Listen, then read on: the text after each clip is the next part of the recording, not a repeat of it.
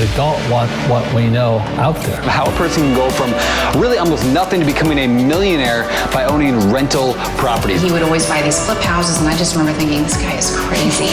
Why would he buy that house? In the past decade, there's been a huge surge in the peer-to-peer short-term rental market. Become an insider. So you have to know the rules before you get the game. Every second counts. So make every second count. Welcome to the Real Estate Jam. Whether you're just beginning or the best of the best, we're glad you're here. We will share successes, failures, and strategies for the action-taking real estate investor. And now to your hosts, JD and Melissa.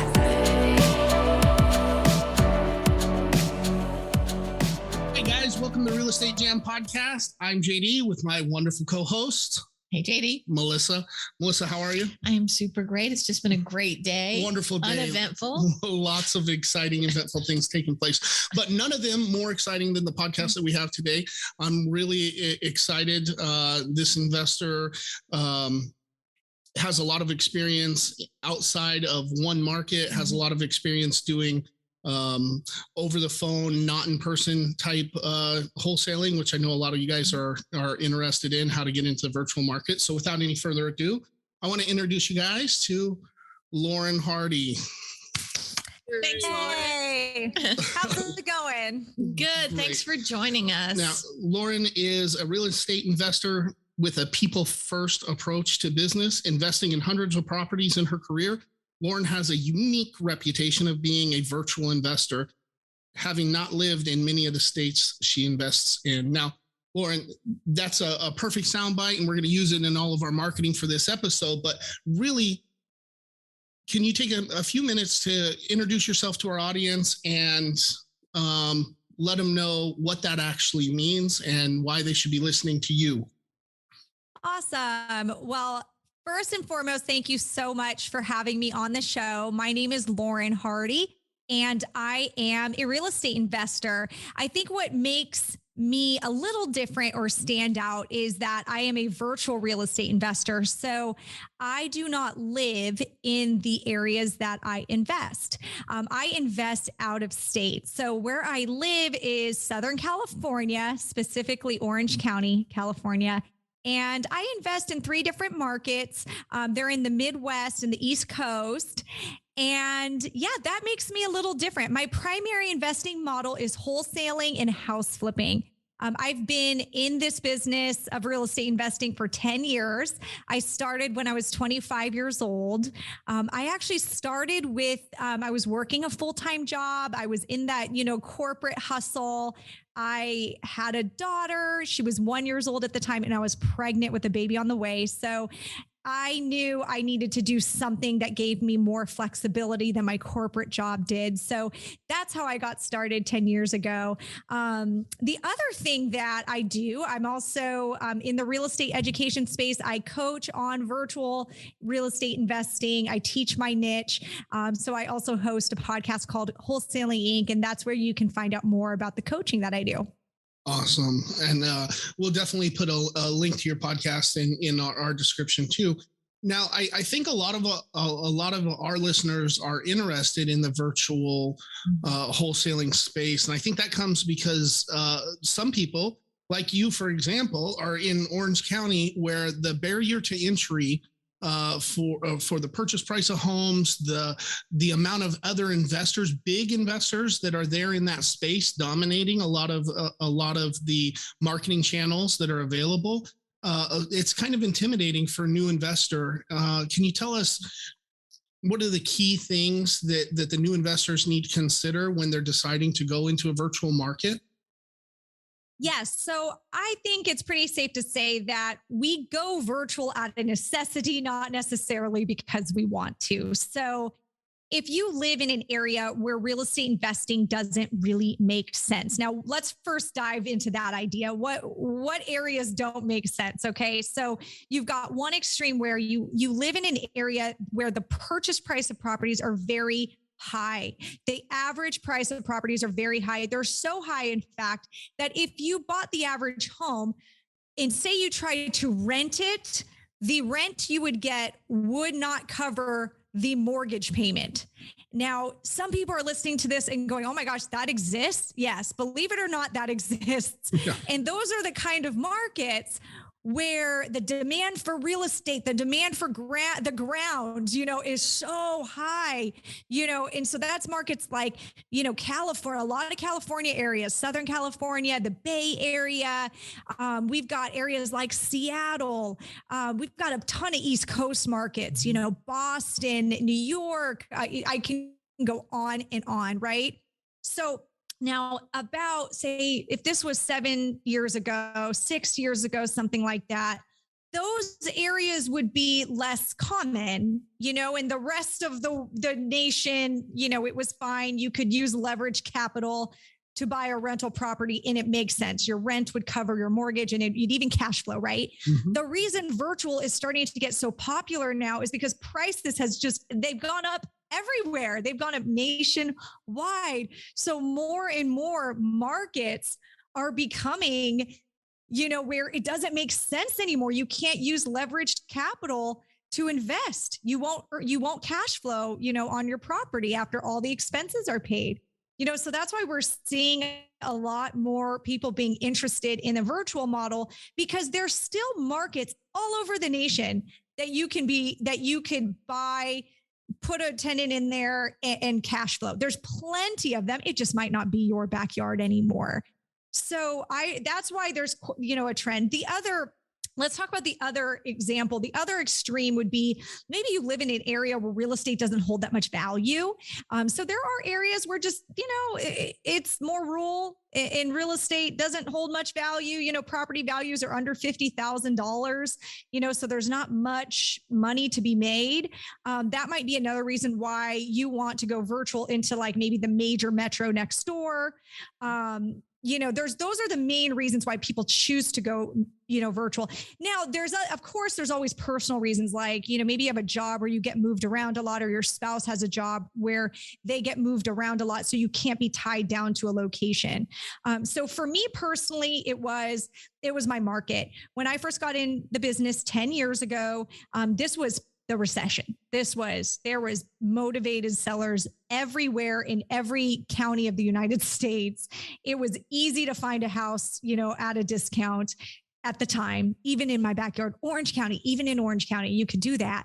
But as we got out of the recession, as the economy, improved, took a turn, real estate prices started increasing year after year, sellers became less motivated in my area. So I had to go, completely out of state. But the cool thing about being virtual is that once you learn the skill of being virtual, it opens up the entire country for you. Sure, absolutely. Now, 10 years ago, you started local and then decided when that wasn't working anymore that you needed to move. Do you think that somebody today who's maybe just starting, do they need to start local and learn those skills, build those teams? Or do you think they could literally start out in a virtual market and build it from the ground up, all their skills and connections? I think you can absolutely start in a virtual market. For some people, that's your only choice. If I got a student or somebody, I call the student, because I've got the coaching thing. If I had somebody come to me and, they're in Southern California, they say, I want to start wholesaling houses and I want to be a house flipper. And I think I'm going to do it. I'm going to do it in South County and Orange County. And I'm going to tell them, good luck, because it's never going to happen. You're going to do maybe one deal, but the amount of money you spent to market and get that deal is going to far exceed the profit that you made. So there's just easier places to do this business than these markets that I'm talking about. Yeah, absolutely. Well, when somebody's starting out looking at virtual wholesaling, they find a market that works for them based off of price point, population, expected growth, all the same things that you look at to evaluate a market. What do you think their first step is? I know what we always tell people is that you need to build your team, build your boots on the ground, and then start pulling your data. What do you have your students do? My first step when somebody is brand new to a market is to there's one particular boots on ground I want everyone to have. And I call that person a JV partner. That stands for joint venture partner. So having someone that is, so say you want to wholesale in that market, you're looking then for another wholesaler that's fairly active in the area, that has a good attitude, that wants to work with you, that sees the value of making, say, 50% of the wholesale fee, but they had to pay nothing in marketing expenses to get that deal, right? So the first person you really want is a JV partner. That person is going to cut your learning curve tenfold, not just in half, like tenfold. So definitely network with as many wholesalers as you can in that area. So the first thing I actually say, even before that, before you choose a territory, I want you to find the proof of concept. So aside from data that you can pull, like population and growth and real estate prices and everything, the most important thing I say is, can you find people that are doing what you want to do there pretty easily? Like where you could easily in like one day go on Facebook, find like 5 people that are wholesaling houses pretty regularly in your area. That's number one.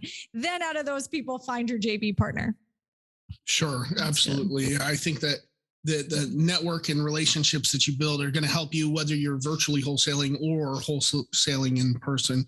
And we definitely do that in our area. We're a part of a couple of different masterminds and the people who get deals in our area, because a lot of times people get them without intentionally marketing to that area. They just happens that somebody has it.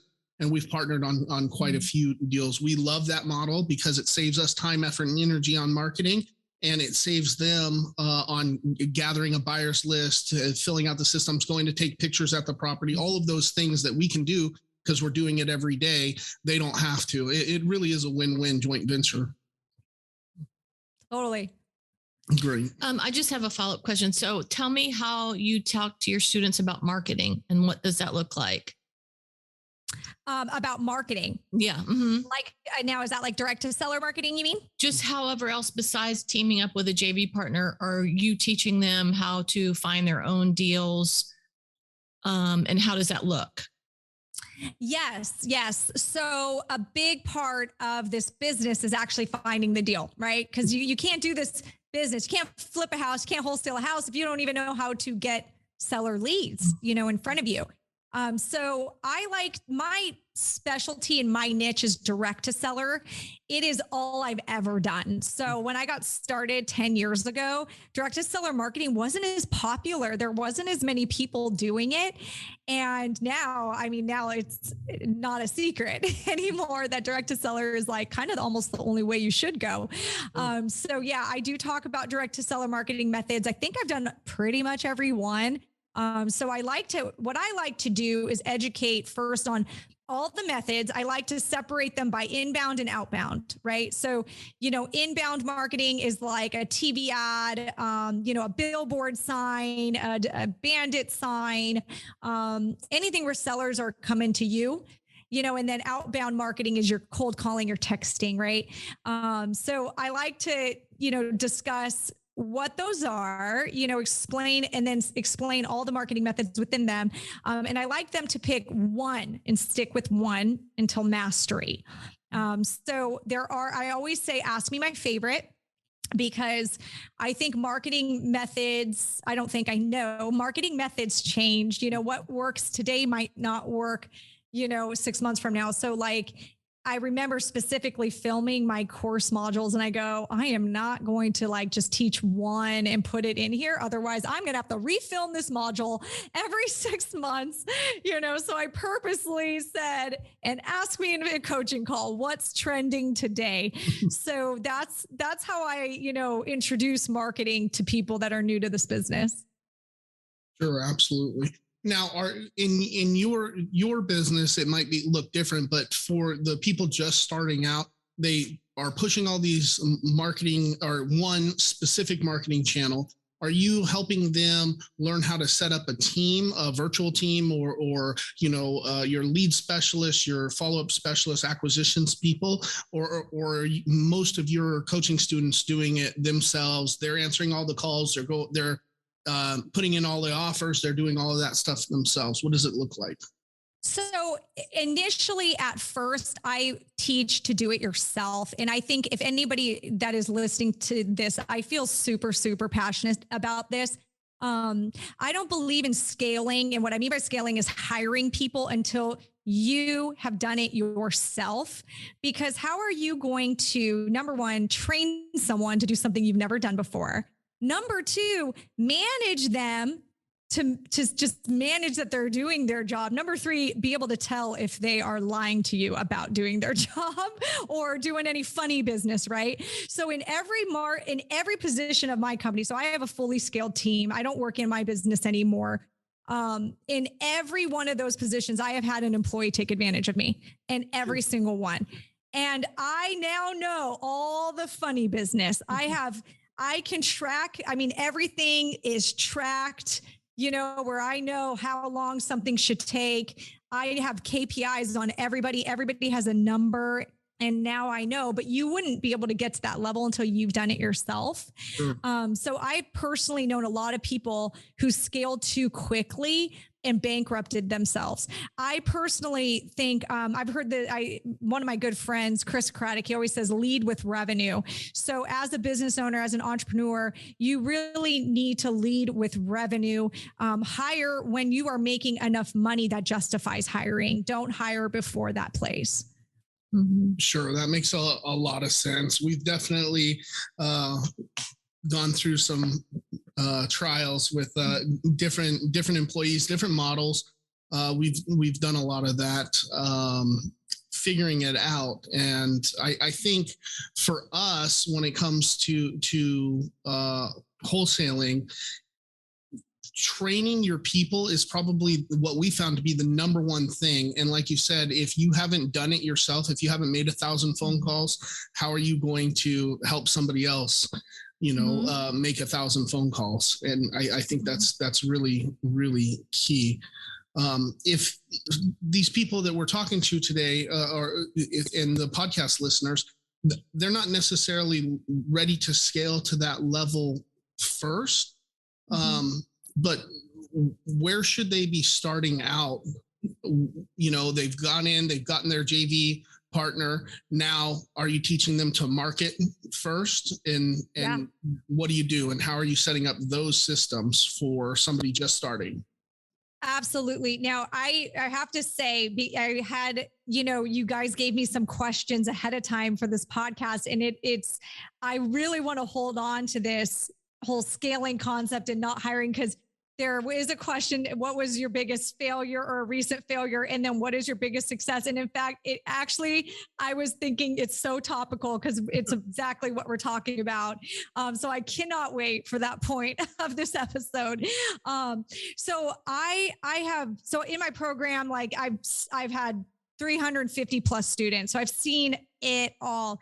And I have students that they are doing everything themselves. They're doing the marketing, talking to sellers, everything. And they're making, well beyond 6 figures on their own. You have to understand that as soon as you start hiring, that is going to take money away from you because you have to pay that person. Okay.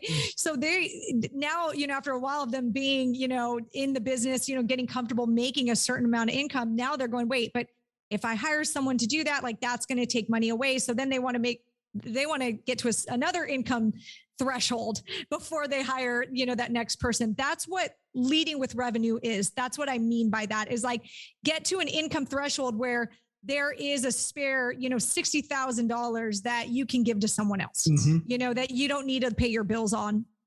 So yeah, I mean, get started out. This is what I did. And I did this pregnant with a 1-year-old and a full-time 8 to 5 job that had an hour commute. So if I can do it, so can you. I did all the seller marketing myself. I did the seller marketing myself. And to add, I didn't have any money. I put all my marketing budget on a credit card.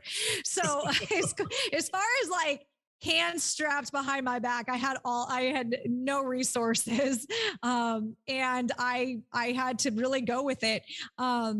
I did it, I did all the seller marketing myself, pulling the lists, marketing to sellers. That is something that, you got to figure out how to do that. So the solution like that I recommend with marketing is, I personally like text message blasting right now. It is very much a changing, moving target with texting and how you can get away with doing it, but I'm still very on top of the changes. So I still recommend it. It's a very efficient way to get leads in in your system, but there's plenty of other ways to get leads in your system. And make your own offers. So I personally, talk to the sellers on the phone, comp the homes myself, got back to them, made the offers, did the follow-up calls. It sounds like a lot, and it is a lot, but now you guys have so many more tools than I had back then. Before, when I got in 10 years ago, there wasn't like a CRM set up for our business that, helped me, follow up with sellers automatically. Now you have like I use Resimply. This CRM can follow up with sellers for you. Mm-hmm. It can send a text message to the seller in 2 weeks if you want, and follow up with a customized message that you want to send them. I mean, it makes our business way easier, right? You guys have all these tools I didn't have. When I first got started, I used to have 3 folders. And like physical folders, not on my computer, physical folders. And I had I'd call them lead sheets. I'd print out pieces of paper that had all the questions I needed to ask the seller. And on my lunch break, I would make my seller calls. So I'd maybe have like 4 sellers I needed to call a day or 3 sellers I needed to call a day. I would call, I'd have those conversations. I'd fill out my lead sheets. Then I would take them. And when I had either like, say I was done with my work and, had like extra time at work, I would call up the houses myself there. If like I was done with my job. Of course. Yeah. I was like, all right, I'm done. I'm good. Like, I was a very good employee. But if I had a spare hour or something to kill before 5 o'clock, because they wanted us there till 5, I would do it there, or I would do it at night when my kid went to bed. I would comp the homes out. And then the next day at lunch break, I would make the offers to the seller. And then on the weekends, I would do some catch-up work. So like if there were sellers I needed to follow up with, I would do that on the weekends. I did my seller appointments on the weekends.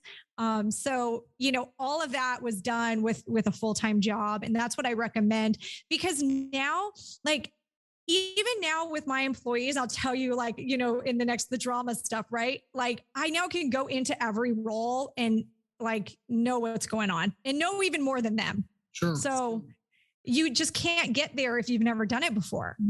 Right. Absolutely. So now you alluded to some of the questions, but I'm gonna ask you, talk to me about your biggest successes and your biggest failures, and what you learned from them is probably more important than how it made you feel, right? Yes. So when I saw that question initially, I'm like, oh my gosh, which failure should I choose? Because there's so many. I don't know. It's just the same. There's so many successes, and it's funny how we take for granted our successes. We definitely take those for granted. So I had a hard time thinking, but then I was like, well, let's think about literally what was just happened, just kind of recent, what's the recent thing that I've been dealing with? So 2 years ago, I, got this opportunity to come up with a coaching program and host a podcast and basically have a new business. Okay. Like, so not only do I have investment business, I opened up a real estate education business. And right off the bat, the real estate education business was doing very well. I got way more students than I had thought. I was being asked to be on all these podcasts, and I was being asked to like do, speaking appearances, all things that really took me out of my investment company. So from the advice of, people that are kind of in it, but a little bit further ahead of me, they said, listen, just get like one employee to kind of fill in for you, like make sure they're running the company, and just, for now, like just focus on building that other business, because now you're going to have 2 businesses, and awesome. Right. So I had my one employee who I most trusted employee, kind of knew the most about the business. He really grew with me. I had him, I got him my 2nd year in the business. So he was my first real employee, and he's still with me today. I had him, kind of watch over everything. And, he was in charge of hiring new people if someone quit and like all that stuff. And I'm working on, this other business, growing this business, and everything just starts falling apart. Okay. The wheels on the bus fell off, and no fault of, this employee. He's not an entrepreneur, and he didn't even know all the things I did. And hiring was not his expertise. So he was hiring people without really qualifying them. And so there is a chapter, if you guys ever read the E-Myth, there is a chapter that describes this affliction. Apparently this is very common for entrepreneurs. And when I read that chapter, I go, oh my gosh, this is happening to me right now. So the wheels on the bus fell apart in my investment company. And, although we are, we're making money, but it's very inconsistent. There's months where my marketing budget's exceeding the revenue we're bringing in. And I'm like going, okay, this is not acceptable. This is crazy. So I had to really come to a place of like, okay, I have to be able to do both. And I need to really work on the operations of both of my companies, but mainly this investment company. So the first thing I did is I hired an operations person. So that person can be my eyes instead of, the person previously. So I had this operations person come, and it took her 3 months just to learn the business, learn what we're doing and who's doing what. And then it's just been, sometimes you got to completely break your business and take it apart to put it back together. And she completely, between me and her, have broken every part of our business. I mean, every element, every role, every position. We fired a lot of cancer out of it. There was a lot of cancer in our company. We let people go. People that were not serving us. We had to do some serious cuts. We hired some seriously good talent. It took months and months and months and months. There was a point, and I recommend everyone do this. You get one thing out of this episode. You guys have to do this because it works every time. So I have, there's something called thinking time, and I got it from Keith Cunningham. He's an author of the book Road Less Stupid, and he really recommends this concept of thinking time. And what thinking time is like every day you sit in a quiet space for like 40 minutes, as much as you can. You might not be able to do it every day, but you sit, you get quiet and calm, and like you pick one subject and you just deep dive that thought in that subject. It could be anything related to your business. In the book, he has a lot of thinking time topics. And sometimes I use thinking time to just vent of everything that's going wrong. Sometimes I take thinking time to go, this is my vision. This is what I want to see. So it's important to do that. So I've been doing that for a couple of years now. The other thing that I really want you guys to take is when things are going really, really bad, I want you to put in your calendar a quit date. So I do this whenever I reach a peak frustration level, I do this. I go, okay. And I'm dead serious. I mean, I really am serious. Like if I don't hit X goal, I am going to quit by this date. I'm going to give up. This is the sign from the universe saying, this is not for you, Lauren, you're done. Okay. And usually that date's about 6 months out. And every time I've ever done this in my career, I forget that I did it. I'll forget that little thing is in the calendar. It's not something in my head, but it's like, it's weird. I put it on the calendar and then I just go, okay, no more excuses until then. Like you can't quit till then anyway. Like, so you got to keep going. Right. So when I was going through this chaos, I put, if I am not making $50,000 in revenue consecutively for 3 months consecutive, I quit. And it's funny because at that time it was just up and down, up and down, up and down. All right. So then recently we had pulled our last 6 months, and our last 6 months we're at 55,000. And I wrote this 6 months ago, something like that. So around 6 months ago, I was looking back at my thinking time journal because I've still been frustrated. There's some things that's not perfect. There's like some frustration. Now 55 is turning into 75. I'm frustrated because I'm like, you're always going like, what's the next step? What's the next step? So I was frustrated, right? Because I had said, well, now, I should be at 75,000 every month. And I was super frustrated. So I looked back at my thinking time because I wanted to make myself feel better, like to see what you've improved since then. And I saw that line that I wrote. I didn't even remember writing that. And I said, my goal was I was going to quit if I don't hit 50. And here I am. I did 55 6 months in a row. And I'm going, oh my gosh, like put it out to the universe, right? Like, I mean, I don't believe in The Secret, but hey, I manifested it. I don't know. I manifested it. I don't know. But I think there's something to that where you get so frustrated. You got to go, okay, back's against the wall. I am going to quit. If I don't get here, we're done. We are done. And I think there's something psychological about that. Sure. So that's kind of like recent failure to success. I love that. I especially find value in the thinking time. As entrepreneurs, I think, especially as a visionary, your highest per dollar task is thinking about how to make things better and how to solve the complex problems within your business. Especially when you're not completely scaled out, you're in the business so much that you don't have time to do that. And I think calendaring it out, making sure you sit down to use that time is extremely valuable. I like the quit date. I'm not sure if that's something that I can implement. I'm just gonna do it whether it works or not, and I'll just do it forever. I'm happy with what we're doing, but I do see value in that also. Now, if our listeners today, if everybody listening to the podcast wanted to find out more about you, more about what you have going on, where should we send them? How can they get in contact with you?